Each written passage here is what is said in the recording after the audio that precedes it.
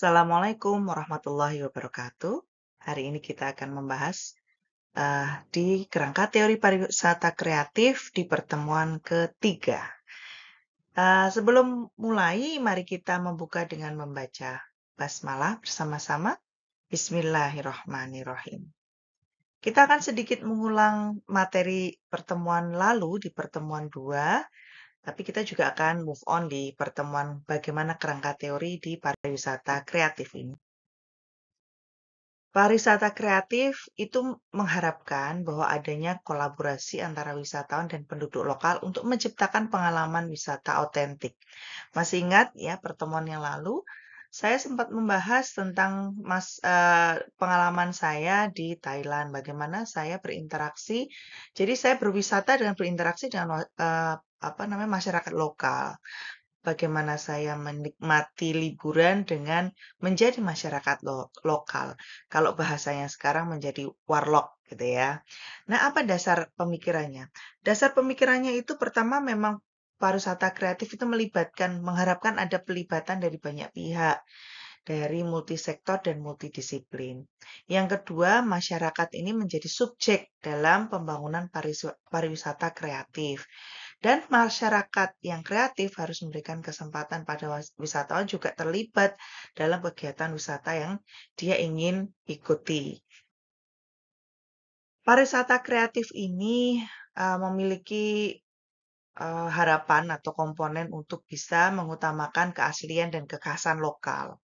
Banyak sekali yang yang menginginkan pengembangan desa wisata. Padahal yang paling bagus lagi sebenarnya kalau pengembangan desa kreatif.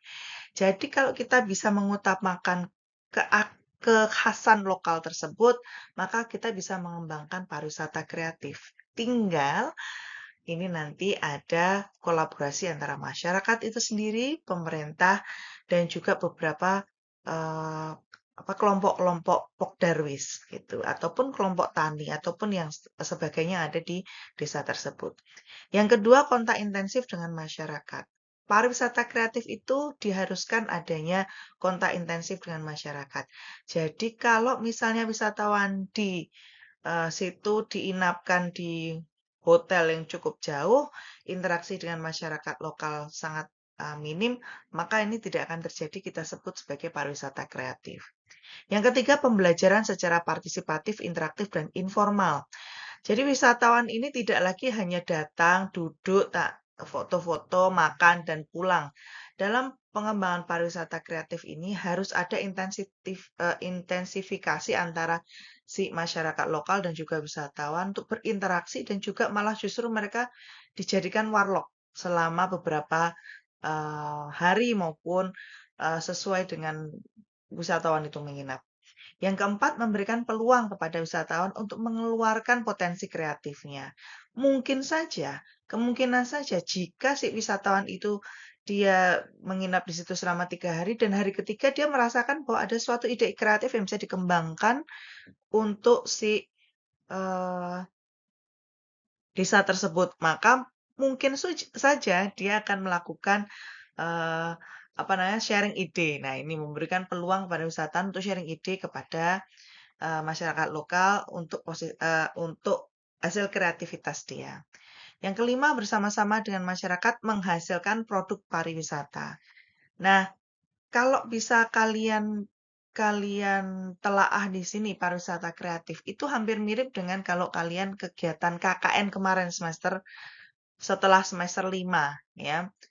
Kalian ada dalam grup yang kecil, terus ada workshop, kalian tinggal di situ untuk beberapa lama untuk menghasilkan suatu produk atau potensi kreatif si desa itu tersebut dengan kalian berinteraksi dengan masyarakat lokal. Dan kalian tidak mengubah kekhasan maupun kelokalisasian si daerah tersebut, maka kita sebut sebagai pariwisata kreatif. Jadi apa yang Anda lakukan saat di KKN kemarin, itu bisa kita rujuk menjadi pariwisata kreatif, tetapi tidak memiliki Bedanya adalah tidak memiliki kalau pariwisata kreatif tidak memiliki visi misi tertentu. Jadi bukan pemberdayaan masyarakat, bukan pengabdian masyarakat seperti yang kalian lakukan di KKN, tetapi dia lebih kepada cenderung aku ingin ke sana menjadi warga lokal dan memiliki ide untuk mengembangkan ide kreatif untuk bisa meningkatkan kesejahteraan si masyarakat lokal di sana. Ciri-ciri pariwisata kreatif. Satu, penciptaan pengalaman otentik antara penduduk lokal dan wisatawan. Cara baru untuk menemukan budaya asli dengan mengalaminya bersama penduduk lokal. Jadi benar-benar dia turun lapangan, dia ikut menari, ikut berkreasi, ikut berjualan jika memang yang dia inapi rumah itu juga berjualan, gitu ya. Mengajarkan pengunjung tentang seni kerajinan dan lokakarya masakan. Jadi nanti daya tariknya apa Bu selama di sana untuk wisatawan? Daya tariknya adalah itu tadi ngajarin dia nyanyi, nari, kerajinan ataupun masakan-masakan bersama-sama dengan masyarakat lokal. Memberikan kesempatan pada pengunjung untuk bisa merasakan akomodasi berkualitas tinggi. Berkualitas tinggi tidak harus yang bintang 5, tapi berkualitas tinggi adalah interaksi dan itu mengisi pengalaman-pengalaman dia sebagai wisatawan untuk merasakan budaya baru. Itu disebut pariwisata kreatif. Bagaimana pengembangan pariwisata kreatif?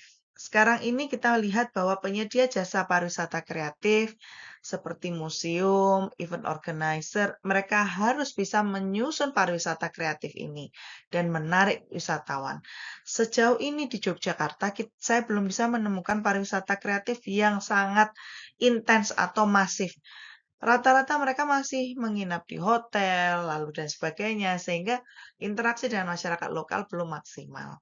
Yang saya lihat ada beberapa pariwisata kreatif yang sudah terbangun, ada di sekitaran Borobudur, Candi Borobudur. Dan di Candi Borobudur itu mereka rata-rata si turisnya, orang orang foreigner ya, rata-rata orang asing, turisme asing, mereka benar-benar tinggal di masyarakat dengan standar. Mereka memiliki standar apa namanya akomodasi dari sisi pemerintah daerah. Standarnya seperti ini. Dan mereka harus memberikan itu misalnya air panas, ada kasurnya terpisah dengan pemiliknya, kasurnya, apa kamarnya bisa dikunci. Terus dia punya akses untuk ke kamar mandi dengan bebas dan sebagainya. Nah, itu belum ada secara masif di Yogyakarta. Yang saya lihat kan Candi Borobudur. Prambanan belum ada. Yang kedua, wisatawan harus mendapatkan pengalaman yang lebih dengan ikut merasakan, tidak hanya pengalaman lihat dan sebagainya, tapi juga ikut merasakan atau empati dari atraksi wisata yang ditawarkan oleh event organizer itu. Jadi tidak hanya melihat, tidak hanya tepuk tangan, tapi dia mengikuti. Nah, bagaimana ini bisa dikembangkan untuk pariwisata kreatif? Bagaimana kita bisa meningkatkan daya tarik atau daya saing pariwisata?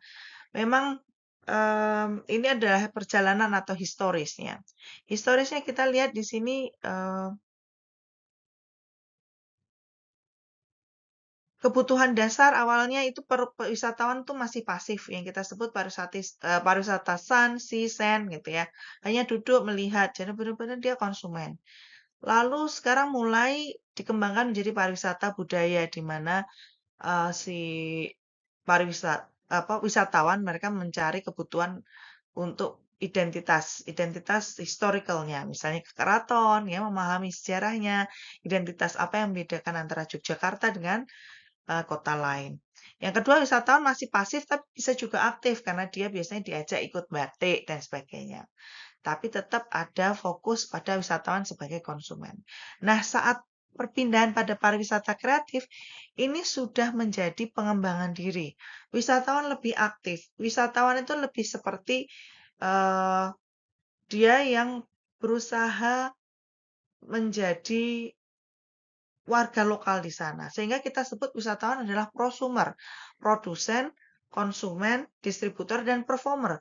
Bahkan saya ingat sekali waktu di Thailand itu, walau saya memang wisatawan di sana, tapi ada wisatawan lain yang ada di sana, saya pun ikut membantu para warga lokal di sana menyiapkan teh, menyiapkan snack, lalu menyiapkan tarian, menyiapkan men-setting beberapa tempat di sana, ikut bekerja bersama teman-teman masyarakat lokal di sana. Sehingga saya sebagai prosumer, ya konsumen, ya produsen, mau saya juga bayar gitu kan.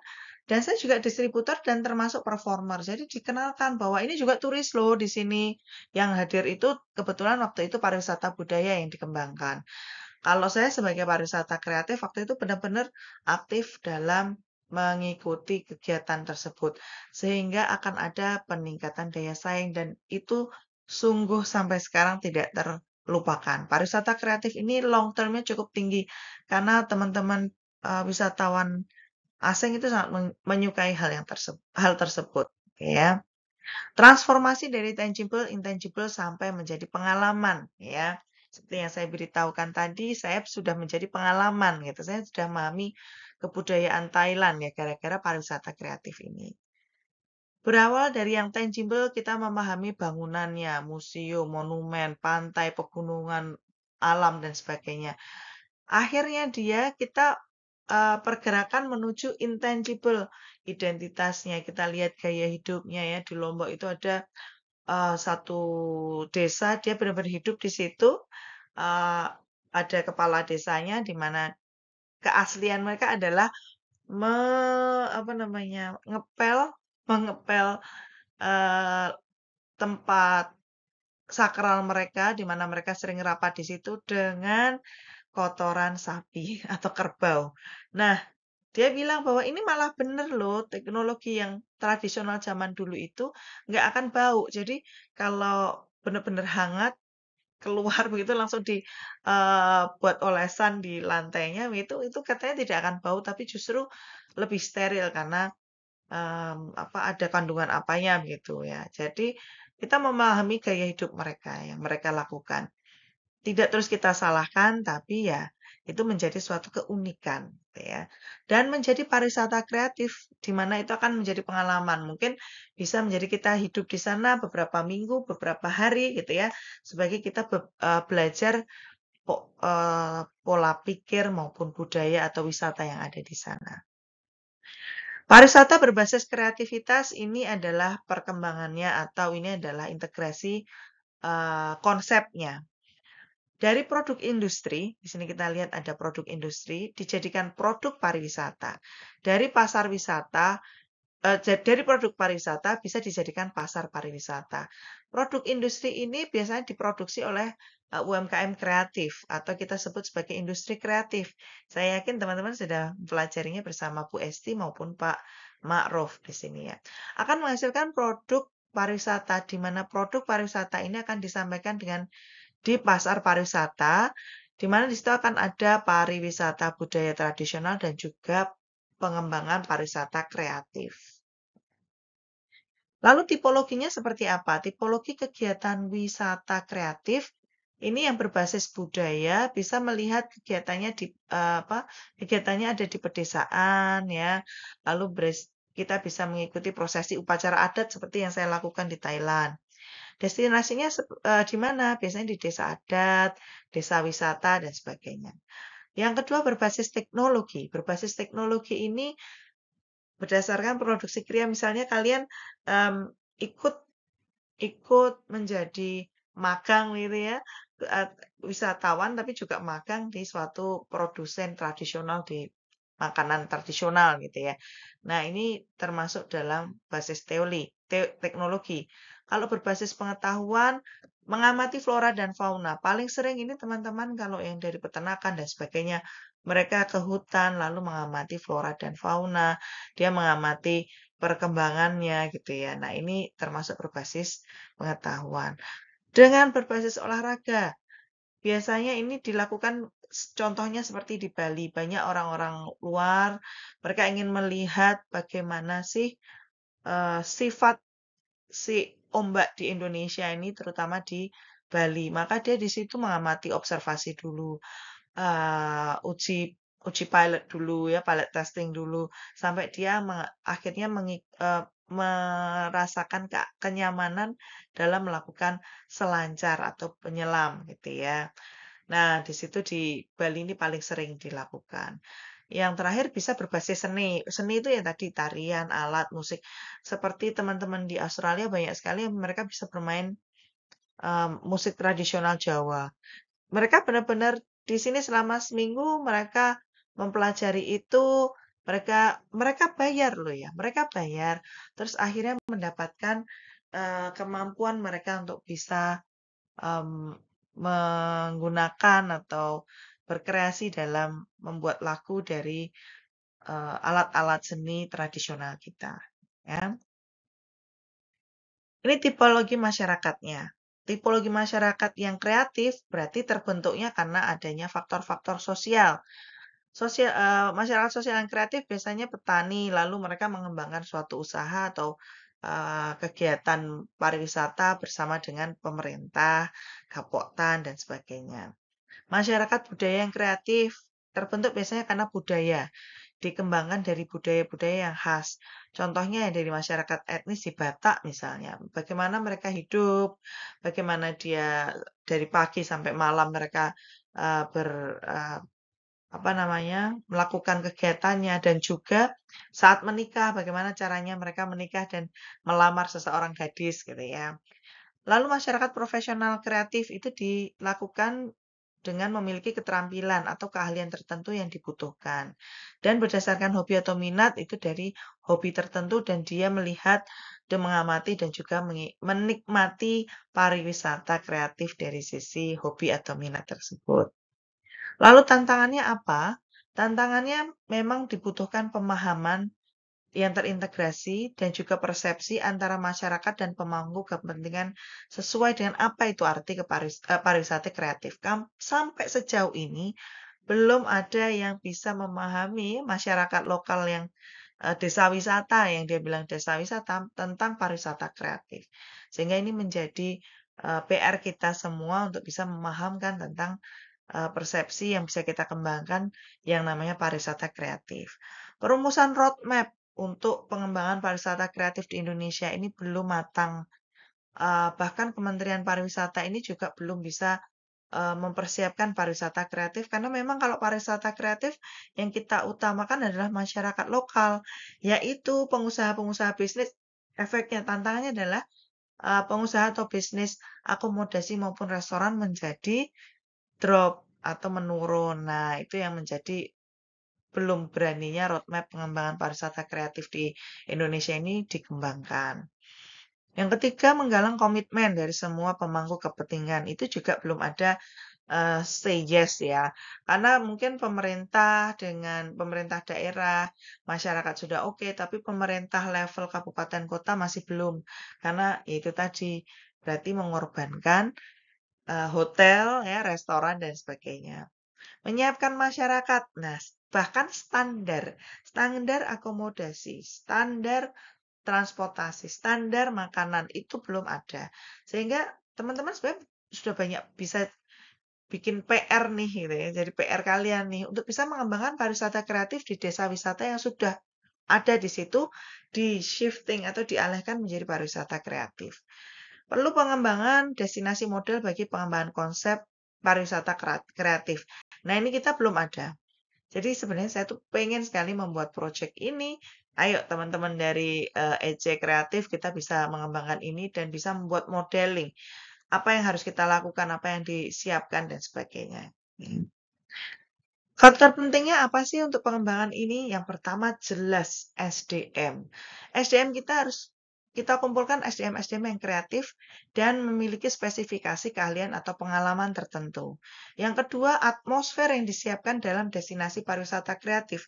Atmosfer itu disiapkan di masyarakat, di kabupaten ataupun pemerintah desa, pemerintah kabupaten, kelompok tani, kelompok sadar wisata, kelompok nelayan, dan sebagainya. Yang ketiga, pendekatan perencanaan interpretatif. Integrasi antara perencanaan di pengembangan pariwisata kreatif dengan Bappenas, Bapeda, dan juga perencanaan pengembangan dan juga pengelolaan daerah itu harus terintegrasi. Sehingga rencana interpretatif antara pariwisata kreatif dengan visi misi yang lainnya menjadi terintegrasi dengan baik. Infrastruktur pendukung pariwisata kreatif. Saya ingat sekali, saat saya di Thailand itu ada di depan rumah itu mereka akan ada penanda. Penandanya kalau di Thailand adalah seperti kotak pos begitu, warnanya hijau, warnanya kuning. Berarti apa? Hijau itu lolos dari monitoring kabupaten dan juga desa. Kalau kuning dia masih pengawasan, apalagi merah, merah masih tidak diperbolehkan. Jadi tidak boleh menginap di situ. Lalu kelembagaan pariwisata kreatif ini masih belum ya. Faktor penting ini adalah kelembagaan ini adalah tulang punggung kita semua. Jika tidak ada lembaga pariwisata kreatif, maka tidak akan ada pengembangan yang berikutnya. Itu adalah faktor penting atau pengalihan ya dari industri pariwisata yang biasa menjadi industri pariwisata kreatif. Nah, itu adalah pembahasan konsep dari pemikiran pariwisata kreatif. Teman-teman mungkin sudah merasakan ya, oh berarti aku punya angan-angan nih bisa mengembangkan desa wisata shifting menuju ke pariwisata kreatif, desa wisata kreatif. Nah, itu stepnya apa saja? Nah, itu bisa menjadikan kalian desain untuk bisa pengembangan proyek tersebut dan bisa menjadi tugas akhir kalian ya, jawaban tugas akhir kalian. Baik, itu adalah akhir slide dari pertemuan kita. Terima kasih sudah mengikuti kelas hari ini. Jangan lupa minggu depan kita ada UCP ya, ujian capaian pembelajaran, sehingga teman-teman harus mempersiapkan apa saja yang perlu menguatkan kalian dalam menjawab pertanyaan-pertanyaan ujian nanti. Terima kasih. Mari kita tutup dengan membaca hamdalah bersama-sama. Alhamdulillahirabbil alamin. Wali taufiq wal hidayah. Wassalamualaikum warahmatullahi wabarakatuh. Bye.